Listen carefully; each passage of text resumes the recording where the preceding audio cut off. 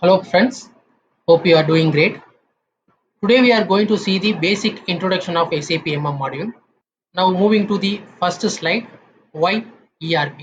Before ERP we had a MRP, but ERP is nothing but enterprise resource planning. It mainly used to plan their resource for the organization. For example, how the HR team can plan their manpower for the organization, how the procurement team can plan the material for their organization. So before ERP, we had MRP, and each department they had used their own software, which is not integrated with other module. Due to that, they had faced lot of issues. So that is the reason the ERP has defined. So after ERP, no, it has been tightly integrated across all the functions, and each module or team can come to know what is happening in other areas. Moving to the list of ERP softwares, we have a n number of ERP softwares in the global market, and SAP is the market leader. We have around 162 plus modules in SAP, and we can run the entire business functionalities using single ERP package. It is multilingual and multi-currency also being used.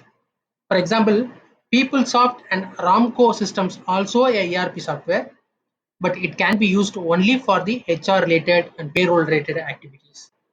The history, system application product in data processing is an abbreviation for SAP. It has been coined in 1972 by 5 former IBM employees. As I told earlier, it's mainly focusing on ERP package. It's built around three-tier architecture. So normally the people used to call SAP's R3 functionality. R3 is nothing but three-tier architecture. We have a presentation layer, we have application layer, and we have a database. We'll take the data from the database, do the application, and present to the users. Moving to system landscape. So normally we have a three servers: development server, quality server, and production server. Development server will be used to do the configuration or do the enhancement based on the business requirement. Once it is completed, it will move to quality system to do the full round of testing. Once it is found okay, then we can move the changes to production system. So we should not do any requirement, any changes directly in production server, which will affect the parallelly running process. So the development team will have a development access, the core teams or testing teams will have a quality system access, and the end users will have a production system access. So these are the various SAP modules. Here I am going to talk about the logistics modules. We have materials management, sales and distribution, warehouse management, production planning, plant maintenance. As I told earlier, all put together we have around 162 plus modules to run the business. So this finance module is tightly integrated with all other modules. Moving to SAP flow tree, any module if you go for, it should have a org structure, it should have a master data, it should have a transaction data. So all these three elements can be viewed separately as a report. Now we are going to talk about procurement to pay flow. We used to call it as P2P cycle. So we should have a MM structure, the MM related master data to be properly maintained. Then we can go for the transaction data. So the procurement cycle, inventory management, and invoice verification, we call it as a transaction data. These slides talk about org structure. MM we have a three org elements. One is plant, storage location, and purchase organization. The plant is nothing but not only a manufacturing plant.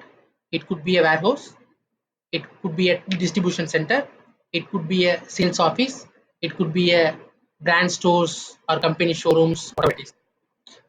So each plant will have a unique purchase organization, or it will have a centralized purchase organizations also. So each plant will have a storage locations to store their material. So a raw material can be stored in one location, semi-finished material can be stored in one location, finished material can be stored in one location. To segregate the storage of the material at the particular storage location level.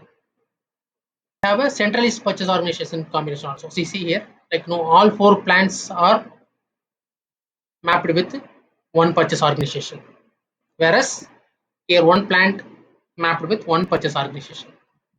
Moving to list of master data. For we have 4 types of masters: material master, vendor master, source list, and info record. The upcoming slides we will have a detail about material data, vendor data, source list, and info records. Moving to transaction data.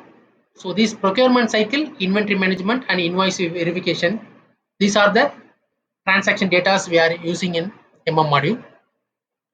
So this is the procurement cycle. The procurement cycle process starts with purchase requisition. Once the purchase requisition is created, that will be converted into RFQ. RFQ is nothing but request for quotation.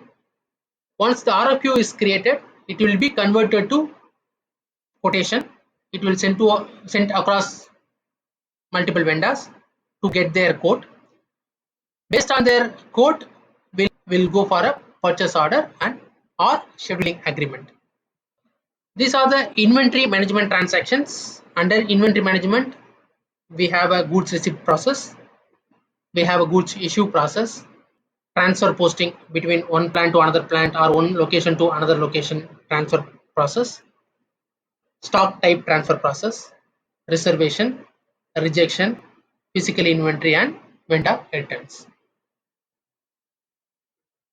Moving to invoice verification. So under invoice verification, we have a credit memo, we have a subsequent credit, we have subsequent debit process, and invoice process. So moving to procurement to pay cycle, this screen talks about the complete P2P cycle. The procurement cycle starts from where and ends at where. So the process will start from PR, purchase requisition creation. It will go for approval. Once the superior approved the PR, it will be converted into RFQ. Once the RFQ is created, it will share to the multiple vendors. Against that, they will quote their price. That price will be maintained in the system separately by using some transactions. Once it is maintained, it can be compared. Once it's compared, so we will be in the position to create PO or scheduling agreement. Once the PO is created, it will go for approval. Once it is released, we can issue the PO copy to the vendor. Against the PO copy, they will supply the material. Once it is reached our gate, we will be in the position to receive the material.